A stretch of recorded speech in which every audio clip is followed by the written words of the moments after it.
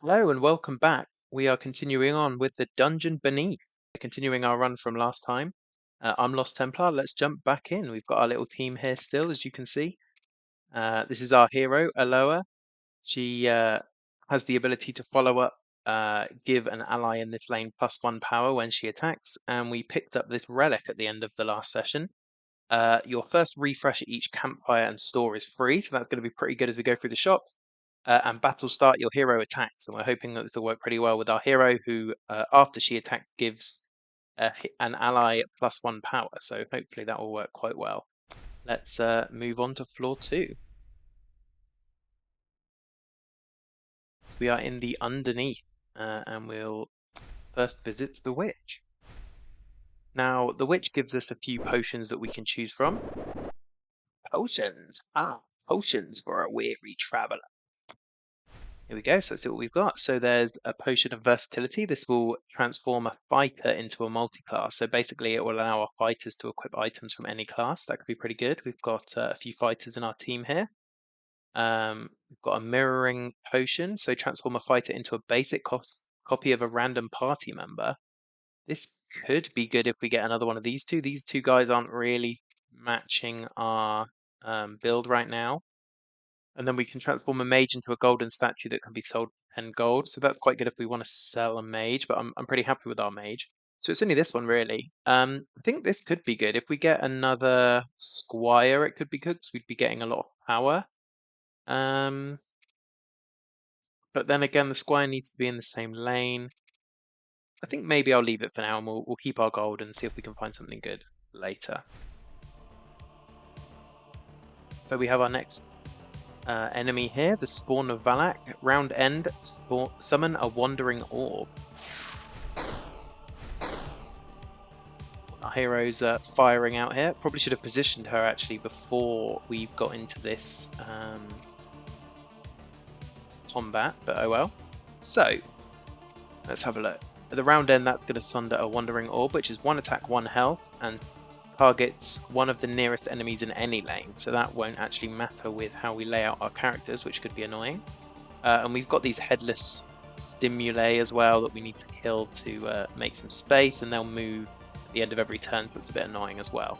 I think I like this guy at the top because he's going to poison the boss straight away. That seems pretty good. This bottom line is just an absolute powerhouse here. Let's see the attack order. So our squire's going to attack first. You know what? I think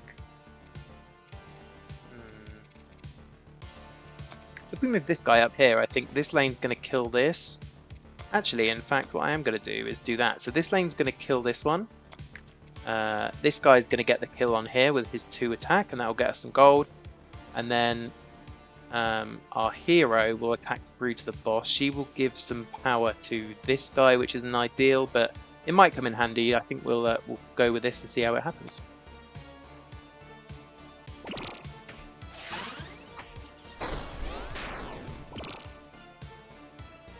So yeah, pretty good turn. Only took 2 damage on our squire. He's got lots of health as well, so that's pretty good. We've got this 1 health guy that's a bit annoying. He's also pretty fast as well. Unfortunately, our rogue is inexhaustible, so we can move him here to take him out pretty quick because he's really fast. So that's actually great. So then everyone else will just get their attacks in on the boss, and I think we're good. Little gnome guys coming in clutch. We'll collect our 3 gold. And we've got our potion of experience here. Now, this guy's one slot on his way to level 3, which is pretty good.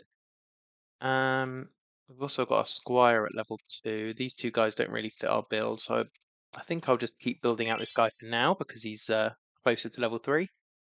Do we want to go to the campfire or some gold? I think, although I want to build out my team, it might be that level 3 is going to be a better place to find new units. So for now, I think I'm going to take some gold. And we'll see if we can build up some resources and get some cool items later on. So we'll take that. 3 gold's not great. It's pretty rubbish, isn't it? So maybe we should have gone to the campfire anyway. So we can go to the crone, who's poisonous, and will summon slimes. Or we can go to the Beninic Stimuli, who has a paralyzing attack, and then we'll change lanes. I think a paralyzing attack sort of stuns one of your characters for a round. We have quite a lot of health, so the poison maybe shouldn't be too bad. Let's try this one.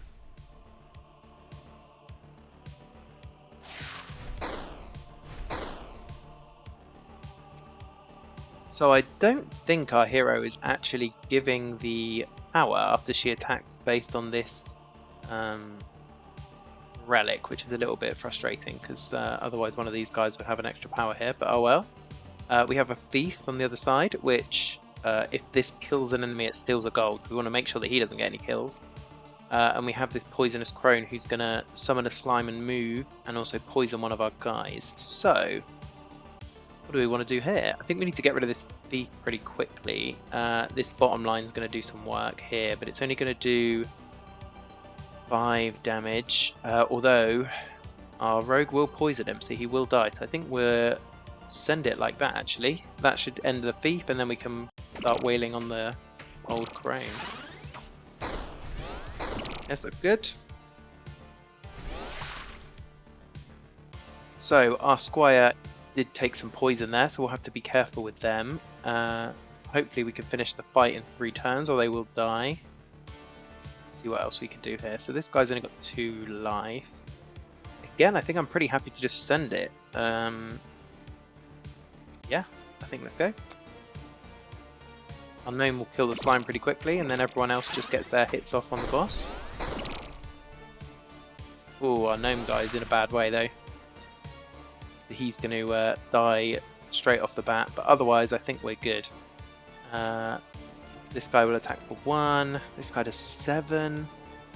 Unfortunately, this slime's going to block it, which is frustrating. But I don't think there's much we can do about that. These guys will get the kill though, so I think we'll just send it. Sorry, Mr. Gnome.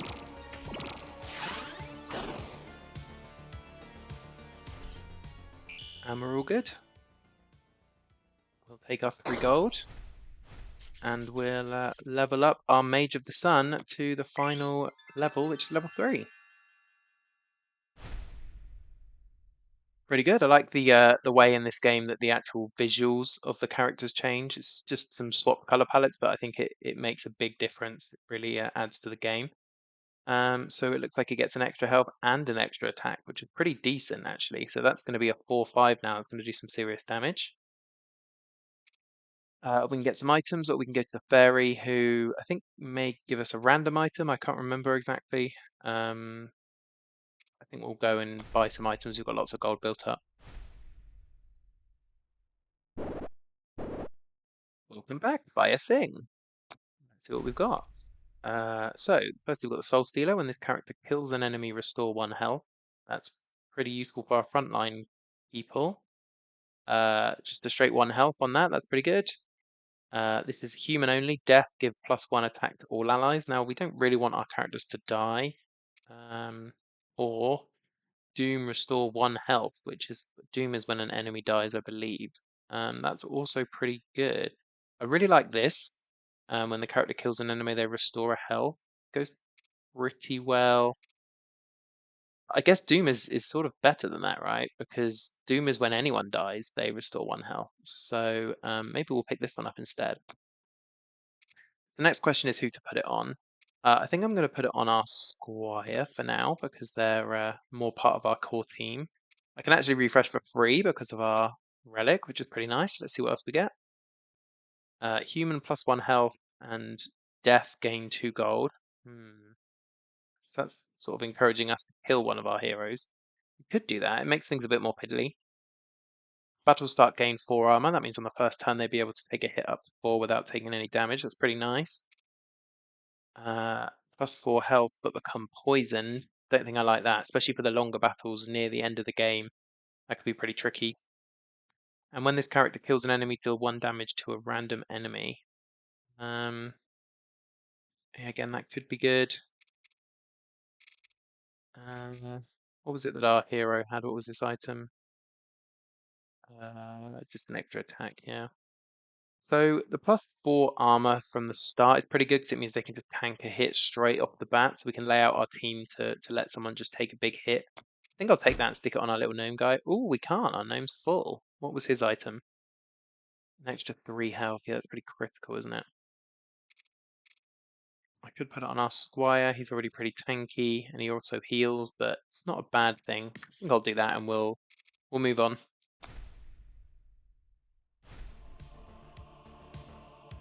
We have the Feast Caller now. Follow up, restore 2 health to a damaged ally. So after every attack, he's going to heal up his allies. So we're going to want to finish them off pretty quickly. He's only got 2 health, 8 health himself. So we might be able to burst him down. Let's see what we've got. So we've got the couple of Cave Spirits. One's already been hit for lots of damage, so that's good. He's going to not last very long at all. This guy got 10 health. This one's got 6. Doom gain of power when one of us dies. And then the Beast Hero has just got 8. So I think what I'm going to do, these guys could take this bottom guy on his own. Also our Hannah will get the kill, which will get us the gold, which is pretty nice. It's going to be who blocks this top line, 2 damage. So annoyingly, both of these guys want to give someone in their lane of power, so we sort of want them all 3 of these to be in the same lane, but we can't really do that unless we move one of these guys up. So I think we're just going to have to move this guy up. We'll lose that plus 2 power. Actually, so then I think we'll... Oh no, but then we need to block it. Ooh, decisions. Yeah, I think we're going to have to go with this for now. This guy can take quite a bit of damage. Actually, he's probably better off being in the middle and let these sort of take out this guy at the top. Yeah, let's send that. We are missing out on the Squire's power, which is not great. We're in a pretty good position here. This guy's going to attack and kill him, so we could move him down, just let them swap power for now. These guys are just going to attack through to the boss, get him poisoned. This all looks pretty good.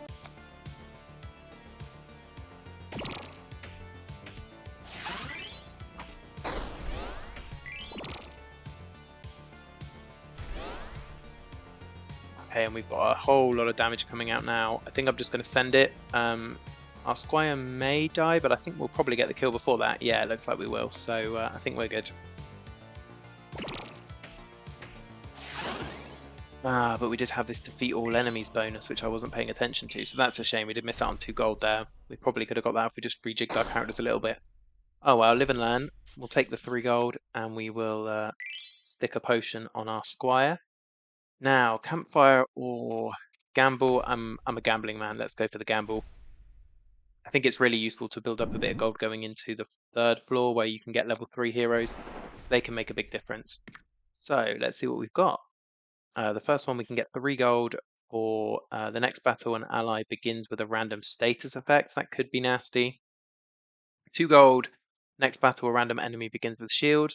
Not too bad, but 2 gold's not great. 4 gold. That's pretty good. Next battle, the enemy hero has 1 attack. You know what? I'm going to go with this. I like to gamble. Most gold is always good. So what do we have? We've got targets the lowest health enemy. That's going to be pretty nasty because if he has an extra attack, he's going to start killing our characters pretty quick. Give another ally shield. Yeah, I think we'll go with this one.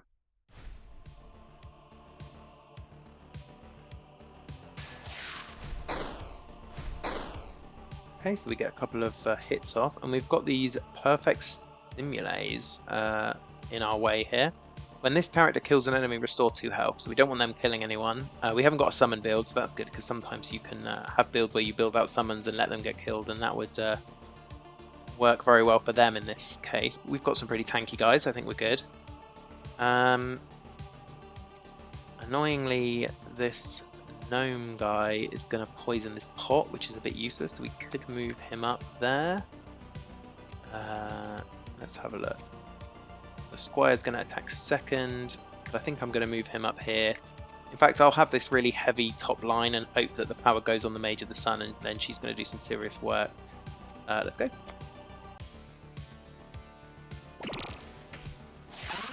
You can see that this time we've got pits that we can't move onto, which are just a bit of a frustration, so we're restricted a little bit into where we can move. Ooh, this is not so good actually. So this gnome maybe not long for this world. We could swap him out with someone, but I don't think it's going to matter. I think he's probably dead, unfortunately.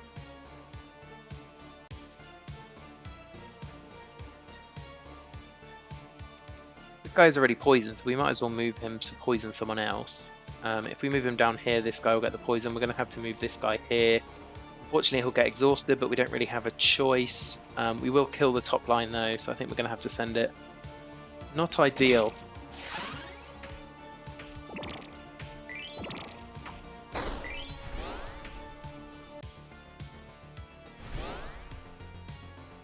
And even the Squire's pretty hurt now. We're struggling a little bit in this one, actually. So this guy's going to do a big 6 damage, which is nice. That'll take him down to 6 health. We can't move her because she doesn't have inexhaustible. Squire's going to take a big hit here.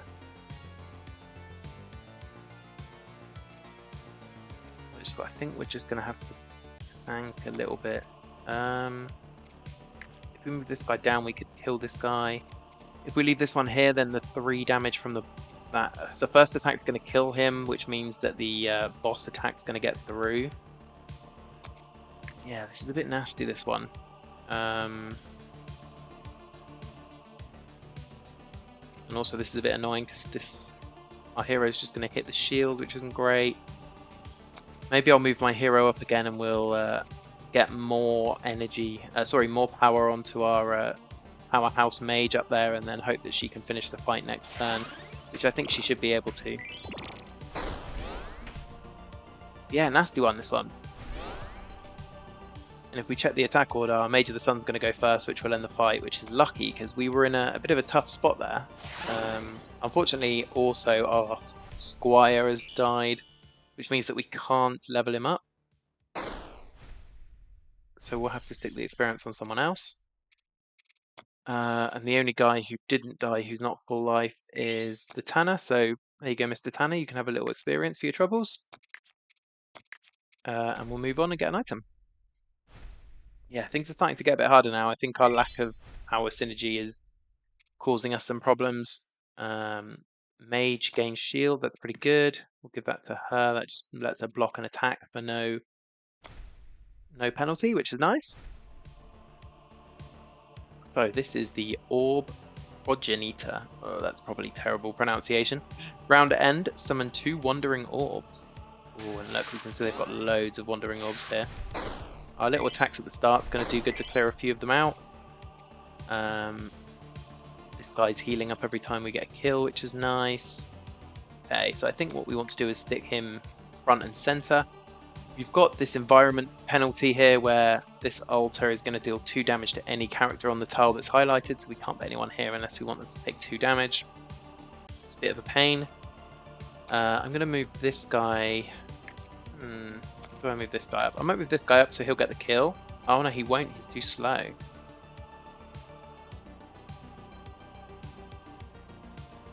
Maybe I'll put him center then, and then we'll just have this powerhouse row at the top. Our Squire will actually get the kill with the 1, which is pretty nice, and then that lets our backline get through onto the boss, which is pretty good. This guy will get a kill, which is nice because it will get us a gold, and then we'll poison the boss with the rogues. That's pretty nice. It's a shame our Squire's not centered because he's sort of a more tanky guy, but this is fine.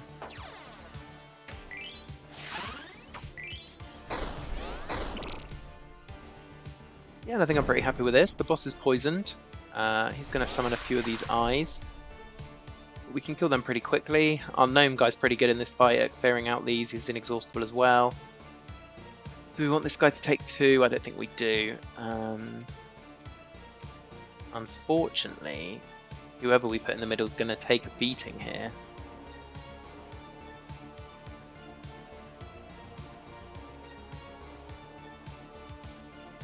I think a Tanner might have to die here. I don't know if I can see a way around it really. If we move anyone else there, they'll be exhausted. We could move our gnome there maybe. Our gnome could go on the back line actually, that might work. Yeah, in fact, let's do this. So our gnome will tank the damage, which is fine. He'll get a kill as well. The Tanner won't get the kill, so we'll lose out on a gold, but that's fine. Our top line is going to do a huge amount of damage here. Look, 10, 11. Boss is going to be on 1. He's poisoned, so actually, I think this is the end of the fight.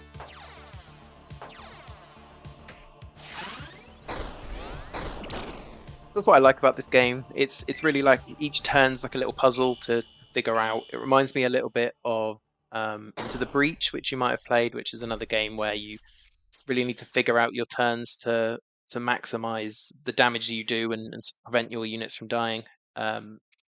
This is kind of a simplified but also pretty deep version of that, which I enjoy. We'll stick this on our squire. So it might be time to get some better units because we are struggling a little bit. But hey, I'm going to get some more items because I'm going to be greedy and wait till floor 3. Hello again. Take a look. More things. What things do you have for me, Mr. Merchant? Let's have a look. We've got Aemon's Blade. That's for our hero, who'll get a counter, gain 1 attack. So when they get hit, they gain an attack. Our hero's not really taking lots of damage right now. It's super useful. An item for a gnome. We do have a little gnome. Follow up. Deal 1 damage to all poisoned enemies. I mean, that's not bad. It does poison things. It doesn't really fit anything else we're doing. It's a lot of investment in our gnome, who I'm going to probably get rid of. Got another gnome item as well. When a poison character dies, restore a health. These are pretty good. They just don't fit what we're trying to go for here. When this character kills an enemy, deal 1 damage to a random enemy. We saw this one before. I think I'm just going to refresh for the free, and we'll see what we get. So mage on death of a blood wisp. We don't really want our mage to die. Also, she's shielded, so I think we'll move on that. Round end, gain a power on a mage. Now this is a powerhouse item with this mage here because that's going to double it. So that's going to be an extra two attack every turn. So we're definitely going to pick that one up. An extra health, -2 speed. I mean, it's very cheap, this item, but an extra health doesn't do loads. And here's this poisoned item again. I think I'm going to refresh one more time because it's only 1. And then we'll see what we get. So we've got a human item on death, give 1 attack to all allies. I think we saw this earlier. +4 health, -3 speed on a fighter. Pretty nice. So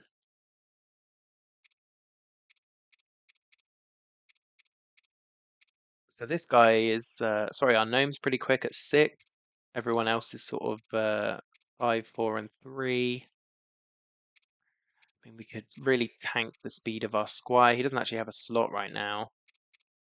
What else do we have? Round end, restore 1 health. That's pretty nice. That is pretty nice. I think we'll take that. That will keep someone alive a lot longer. We are struggling for spaces at the moment.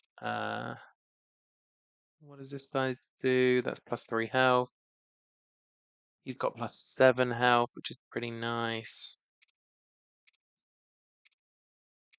Our mage has got an item slot. I think for now I'm going to pick this up and just stick it on the mage. And this is sort of something I'm getting for later because it's going to want to go on one of our other frontline units, but we don't really have space for it right now. And I don't want to take the health off these guys because otherwise they're pretty weak. So we'll go with that for now. And I think we'll go into the 2nd floor boss. Let's see who we hit here. We are fighting the Ancient One. When an allied beast dies, gain +1 attack and round end change lanes. Okay, so as we kill the other beast, it's gonna just increase in attack quickly. Starts as a 130, so it's a lot of damage straight off the bat. Sorry, a lot of life that it's gonna take to kill it, and then as these other guys die, he's gonna get more and more power. And this guy actually, when he dies, he summons another 2 beasts. So this is a boss where we really want to try and burst him down without worrying too much about these. So I think it's going to be a good idea to have all 3 of these in the same lane to try and just burst down an enemy and then get through and start attacking that boss. Our rogue's going to take some damage here. What I might do is mix it up like this. So our rogue will now survive for 3 hits. This guy's got 10, so he's going to survive a few rounds too, and then we're just going to rely on this top row to do some serious work. Our mage is going to be getting power every turn from our item. These, both the hero and our squire are going to be distributing power in the row, hopefully onto our mage, and she's going to do some big damage. So let's send it and cross our fingers.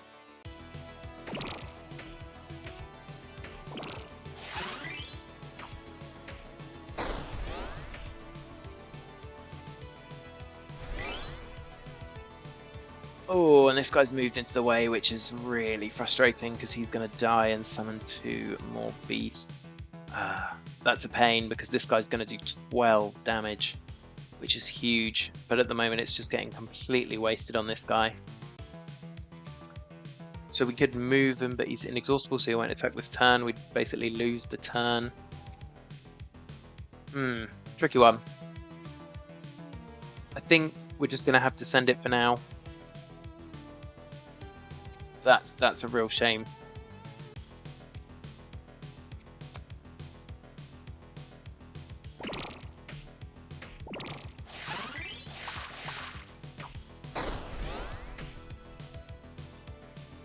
Yeah, this guy's getting pretty strong now. He's up 3 attack. Our gnome is not long for this world. And again, we've got someone blocking this big attack, which is frustrating.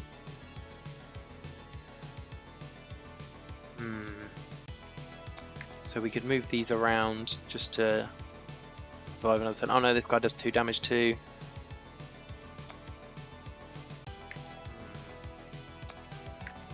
We could do this.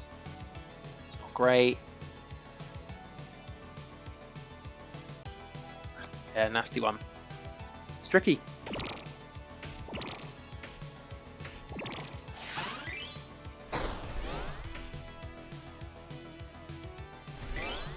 Oh, I think I miscalculated because our guy died. Oh, it's because we killed someone, so his attack went up.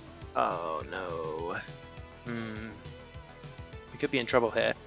So he's going to be doing 4 damage. He's going to attack 7th after these guys, so they're going to get killed. It's actually going to have 5, which is going to kill our mage, which is a problem.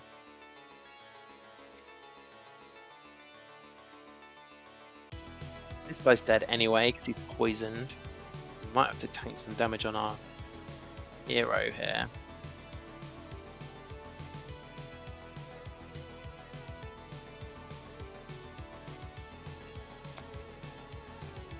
Maybe we tank the attack with our squire and let him go. This guy gets his attack off, it will kill this guy before he attacks, the gnome will survive. We will take 3 from this one. There's not much we can really do there. Could be the end for our little party.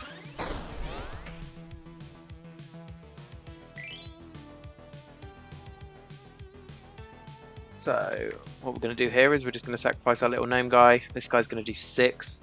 I mean, we're going to get out 10. I think we're just about going to do it because we're going to do 10 this turn. I think we'll get 10 out next turn before it gets a chance to attack. But it's not been pretty.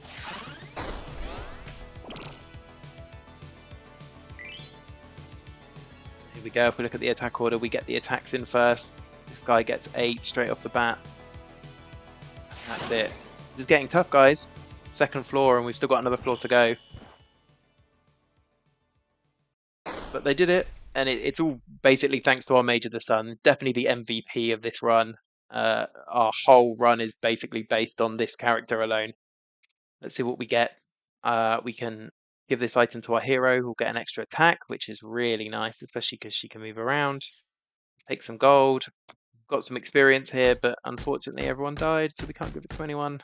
So it's going to have to be sold, which is a real shame. And then let's find an artifact. Now we need something good here.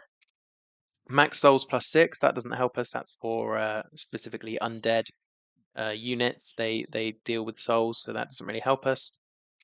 Enemies take +1 damage from poison. Not great. Summoned allies gain an attack. Doesn't fit into what we're doing at all, so I think we'll reroll here. When an ally loses shield, give them an attack. That's not bad with our mage having a shield. Better than nothing. Battle start, allied archers attack twice. We haven't got any archers. Not great. Dwarves and gnomes gain +2 health. Not great again. This one is basically amounts to 1 attack on our mage. We may have find ways to give other units shield in future, but we are coming up to the last run. This one will re-roll, I think. We've only got 10 coins, and I need to find some more units in the next floor. I think I'll take it. And this is where we'll end today. But thanks for watching. It's going to be a tricky floor 3, I think. We're going to have to find some good replacements for our little rogue gnome. But he's been doing work. And our Tanner's been building up our gold as well. So they've been doing good work. They deserve a rest. We'll find some replacements for them next time. But I've been Lost Templar. Join me next time to see what happens. Thanks very much.